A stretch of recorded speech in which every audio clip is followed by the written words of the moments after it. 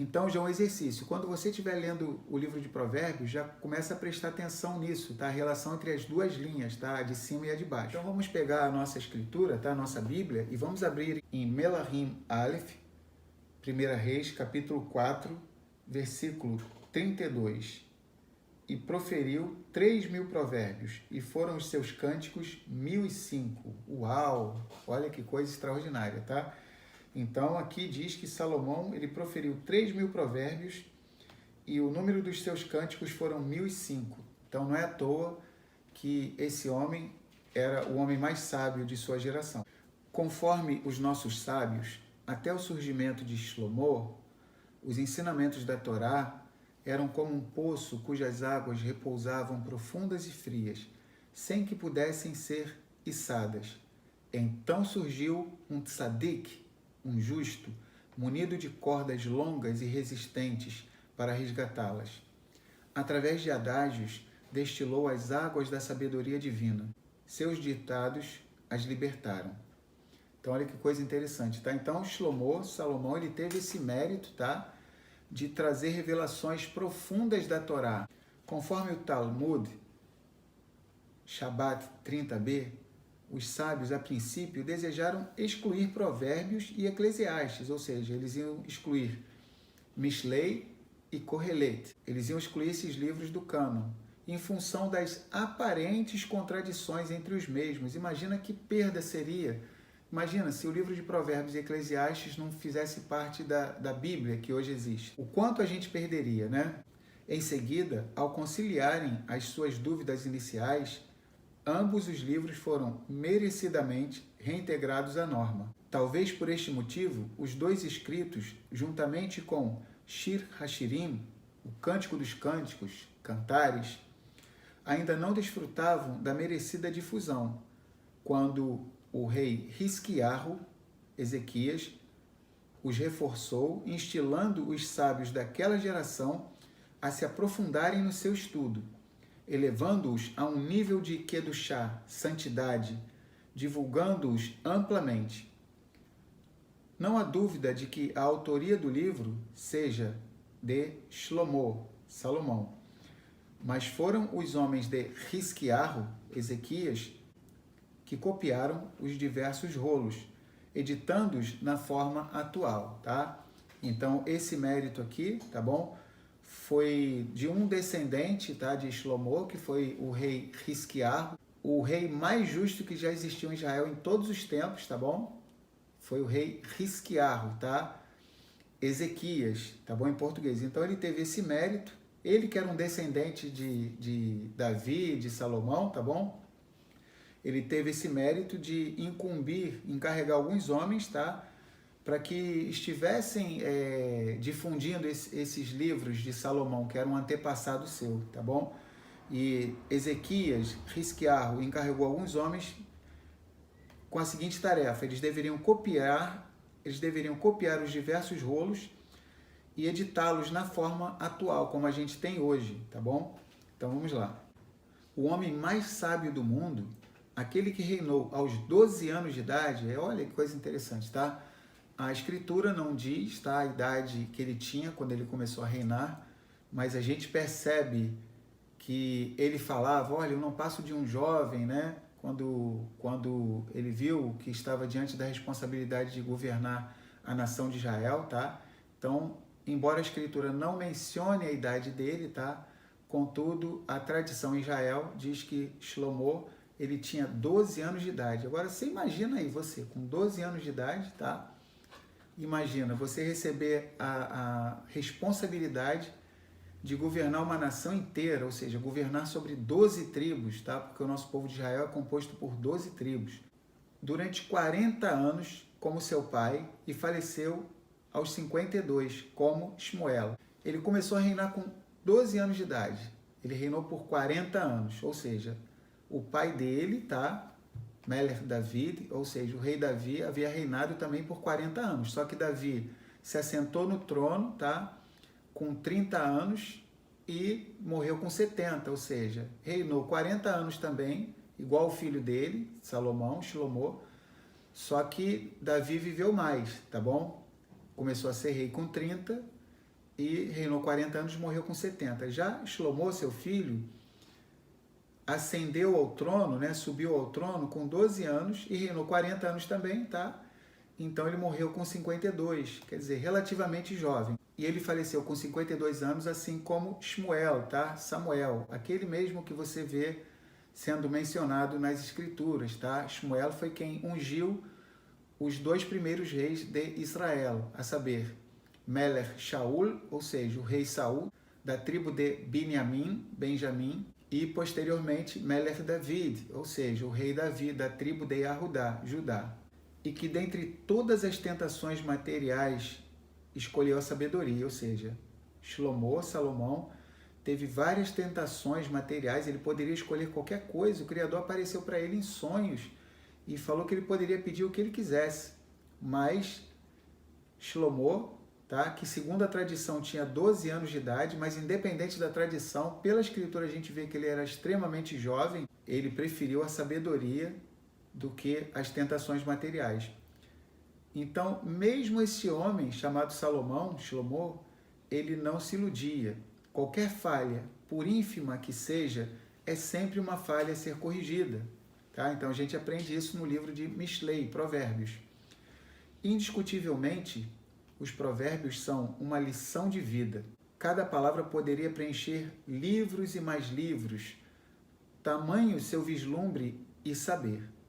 Segundo Zohar, Elohim disse a Shlomo, já que o teu nome é como o meu, Shlomo, que é da raiz da palavra Shalom, tá? Shalom é uma palavra bem conhecida. Shalom não é simplesmente paz, como é traduzido para o português, tá? Mais para frente a gente vai estar vendo isso. Mas você já conhece a palavra Shalom. Já que o teu nome é como o meu, Shlomo, da raiz da palavra Shalom, dou-te então a minha filha, a sabedoria, Chokhmah, em casamento. E assim foi. Vamos lá, então vamos ler mais algumas coisas legais, tá? Introdutórias sobre o livro de Mishlei, Provérbios. O que é um provérbio? Um provérbio secular procura exprimir uma verdade geral, não absoluta, como um tolo e o seu dinheiro logo se separam. Normalmente é conciso, ou seja, é breve, mas rico de significado. Sem luta não há lucro. Um provérbio é prático, oferece um conselho útil no mundo real, tá? Então, essa é uma característica, tá, dos provérbios, tá? É melhor prevenir do que remediar. Olha, isso aí eu tenho certeza que você já conhecia. Se você já conhecia algum desses provérbios, escreve aqui nos comentários, tá bom? É para ser aplicado.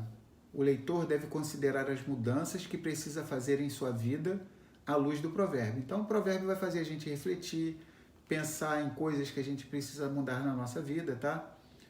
Vamos lá, outro provérbio secular. A educação começa em casa. Um provérbio é derivado de observações perspicazes a respeito do funcionamento normal da vida. A pessoa que cria um provérbio revela-se muito inteligente e perceptiva. Tem que ser uma pessoa crânio, né? Muito inteligente para poder inventar um provérbio, né? Além de ser inteligente, tem que ter uma percepção muito grande, né? Então vamos lá. A pessoa que cria um provérbio revela-se muito inteligente e perceptiva, capaz de ver aquilo que geralmente é verdade e tirar conclusões acerca disso. A caneta é mais poderosa do que a espada, né? Então, outro provérbio secular também super famoso, tá bom? Então, a gente viu alguns provérbios aqui seculares, tá? Ou seja, embora não estejam nas escrituras, mas também estão trazendo coisas verdadeiras. Claro que não tem o peso dos provérbios das escrituras, nem dá para se comparar. Então já algo para a gente refletir, se até um provérbio secular que não está na Bíblia, tá? Ele já traz consigo bastante sabedoria, quanto mais os provérbios que a gente tem nas escrituras, na Bíblia, que foram orientados, tá, diretamente pelo nosso Criador, Criador dos céus e da terra, tá? Yahuwá.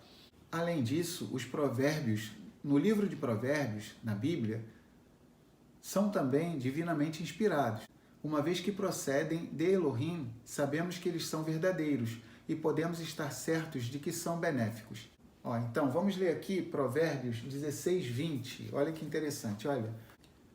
O que atenta para a palavra obterá o bem, e o que confia em Yahuwá tem as felicidades dele. Os provérbios bíblicos não somente oferecem conselhos práticos para a vida presente, mas também guiam o leitor para Haye Olam, para a vida eterna. Vamos ler Provérbios 15, 24. Olha que interessante, que diz Provérbios 15, 24, que comprova isso, tá? Para o entendido, a vereda da vida é para cima, para desviar do Sheol, embaixo. Autor. Então vamos lá, vamos falar sobre a autoria do livro.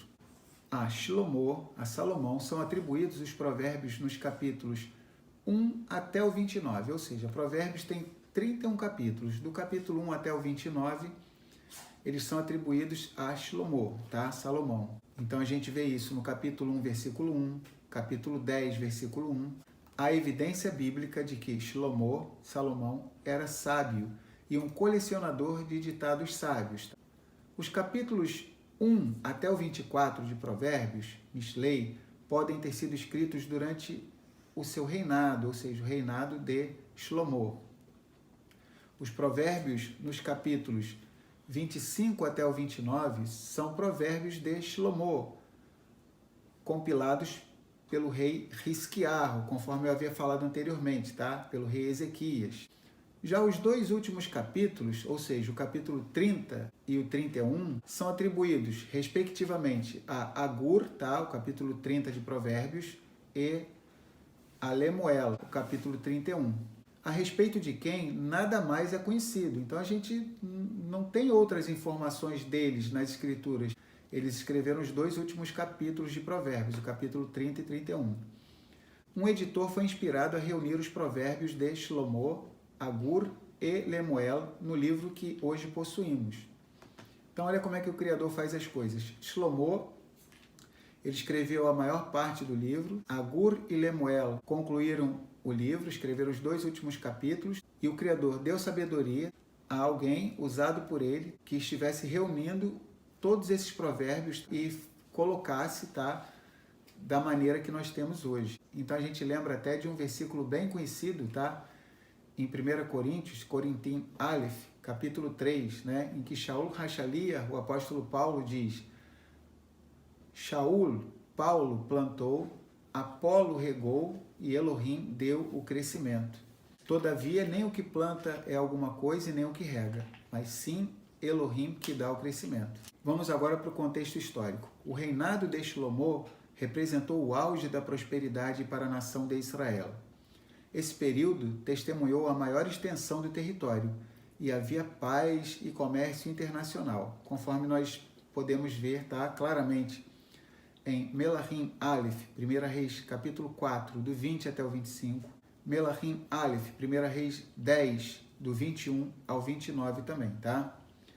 É provável que Shlomo tivesse conhecimento a respeito da antiga tradição de sabedoria no Mitzrayim, Egito. Porém, por inspiração e dom de Elohim, ele compôs ditados infinitamente melhores, tá? Conforme nós lemos em Melahim Aleph, 1 Reis 3:12, tá bom? E Melahim Aleph, 1 Reis 10, versículos 6, 7 e 23, tá bom? Shlomo endereçou seu ensino a seu filho ou a seus filhos, mas esses inspirados ditados sábios são aplicáveis a todas as pessoas. Então, num nível literal, tá? Foi endereçado a seu filho ou a seus filhos, tá? Mas no nível mais profundo, como foi inspirado pelo próprio Criador, eles são aplicáveis a todas as pessoas de todas as eras da humanidade, tá bom? O livro de Mishlei, Provérbios, assim como o restante das escrituras da Bíblia, contém histórias, ensinos e exemplos. As pessoas devem fazer uma aplicação apropriada dessas verdades à sua própria situação, conforme nós vemos em Corintim Aleph, 1 Coríntios 10, versículo 11. Vamos ler. Ora, tudo isso lhes sobreveio como figuras, e estão escritas para aviso nosso, para quem já são chegados os fins dos séculos. Vamos ler também Romanos 15, 4. Porque tudo que dantes foi escrito para nosso ensino foi escrito, para que, pela paciência e consolação das Escrituras, tenhamos tikva, esperança. Então, olha que coisa interessante. Vamos lá, vamos ver aqui agora a mensagem e o propósito do livro, tá? Visto que esses provérbios se encontram na Bíblia, eles não são mero entretenimento, mas exortam, encorajam e oferecem esperança. Shlomo chama os leitores, em especial os jovens, para procurar a sabedoria, Chokhmah, em vez da insensatez. Shlomo encoraja os inexperientes a se tornarem sábios, em vez de zombadores, a serem receptivos ao ensino, em vez de incorrigíveis, a viverem ao invés de morrerem. Ele prediz que as pessoas que procuram a sabedoria geralmente encontrarão sucesso e felicidade na vida, mas promete que, de maneira absoluta, elas encontrarão alegria e bênção na eternidade. Há uma relação muito estreita entre a sabedoria e Elohim. Por exemplo, ambos prescrevem obediência e moralidade, e ambos prometem sucesso e vida eterna.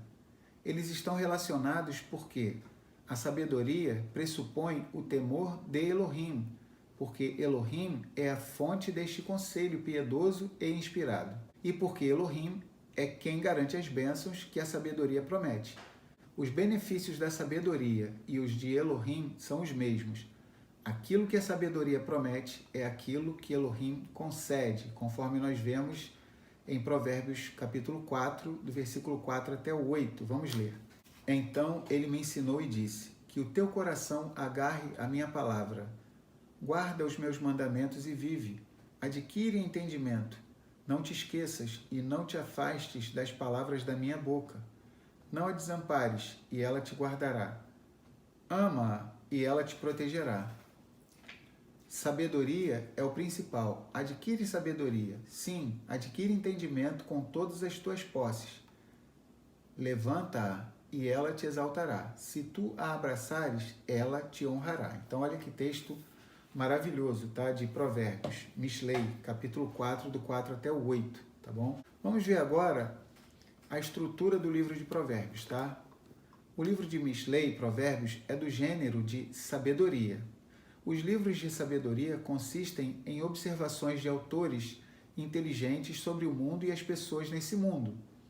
No entanto, sem uma perspectiva piedosa e inspirada, o mundo seria deprimente e sem esperança. Finalmente, a sabedoria bíblica é informada pela emuná, pela fé em Elohim, e nela se fundamenta. O processo de observação, contemplação e inspiração pode ser visto em Mishlei, Provérbios 24, do 30 até o 34, tá? Então, depois você lê com calma aí, tá bom? Depois de observar a condição deteriorada do campo do preguiçoso e da vinha do homem vazio de entendimento, Salomão contemplou aquilo que via e foi inspirado. Então eu vi e o considerei bem, olhei sobre ele e recebi instrução. Provérbios 24, 32. Ele compôs um novo provérbio ou aplicou um provérbio familiar à situação. Ainda, um pouco a dormir, um pouco a toscanejar, um pouco a cruzar os braços em repouso, assim virá a tua pobreza como alguém que viaja, e a tua necessidade como um homem armado. Provérbios 24, versículos 33 e 34. Mishlei, Provérbios, é escrito como poesia hebraica. A poesia hebraica é sucinta e concisa. Ela usa muitas imagens e geralmente a segunda linha complementa ou contrasta a ideia da primeira. Então você vai reparar, lendo Provérbios, né? Ou a segunda linha, tá? Ela vai complementar ou vai contrastar, tá? A primeira linha. Então isso é bem comum no livro de Provérbios, tá? Contemplar como a segunda linha se relaciona com a primeira é um modo proveitoso de refletir sobre um provérbio. Então, quando você começar a ler, a gente está quase entrando no livro, tá? Ainda estamos na introdução, tá bom? Eu também já estou com bastante vontade de entrar no livro, mas a gente tem que continuar aqui a introdução para a gente entender melhor, tá? Então, já é um exercício. Quando você estiver lendo o livro de Provérbios, já começa a prestar atenção nisso, tá? A relação entre as duas linhas, tá? A de cima e a de baixo, tá bom? Contemplar como a segunda linha se relaciona com a primeira é um modo proveitoso de refletir sobre um provérbio. Nos capítulos 1 até o 9 de Provérbios, Salomão usou imagens e sustentou argumentos para ensinar a respeito do valor da sabedoria e da sedução do mal. Em Provérbios 22, 17 até 24, 34, ou seja, do capítulo 22, 17 de Provérbios até o capítulo 24, 34 de Provérbios, há ditados constituídos por diversos versículos cada. E nos capítulos 30 até o 31, há mais ditados, inclusive ditados numéricos e um acróstico alfabético de elogio a Eshet Hail, a mulher virtuosa. Olha, não sei se você sabia, tá? Escreve aqui nos comentários se você já sabia ou se está sendo uma novidade para você, tá? No capítulo 31 de Provérbios, do versículo 10 até o 31, cada versículo inicia com uma das letras do alfabeto hebraico, tá? O alfabeto hebraico é composto por 22 letras, começa com Aleph, que é a primeira letra, e termina com Tav. Então, olha que coisa maravilhosa, tá? Nesse belíssimo poema, tá? Da Eshet Hail, da mulher virtuosa, em que a mulher virtuosa é a todo momento enaltecida e elogiada, tá? Cada versículo inicia com uma das letras do alfabeto hebraico. É como se fosse, só para você entender, tá? Por exemplo, no hebraico, Aleph, Beit, Gimel, Dalet e assim sucessivamente, tá? Até a letra Tav, que é a última. É como se fosse em português, só para você entender melhor, tá? Como se fosse um versículo começa com a letra A, o outro com a letra B, o outro com a letra C, o outro com a letra D e assim sucessivamente, tá bom? Então, só no hebraico a gente percebe essas sutilezas, tá bom? Então, vamos lá, tá? E, inclusive, tradicionalmente, tá bom? Nós lemos para as nossas esposas, você pode introduzir isso na sua rotina, tá? Uma belíssima tradição, tá bom? Do nosso povo de Israel. Na véspera do Shabat, na sexta-feira, ou no Shabat, nós costumamos ler esse trecho de Provérbios, tá? Para as nossas esposas, tá bom? No restante do livro, cada provérbio é, em geral, um versículo. Alguns estudiosos argumentam que esses provérbios individuais são cuidadosamente arranjados em grupos e cada um deveria ser interpretado no contexto do seu grupo. Outros estudiosos consideram a coleção como assistemática e argumentam que o contexto imediato raramente se relaciona com a interpretação. De qualquer maneira, é importante interpretar cada provérbio no contexto do livro de Provérbios e da Bíblia como um todo.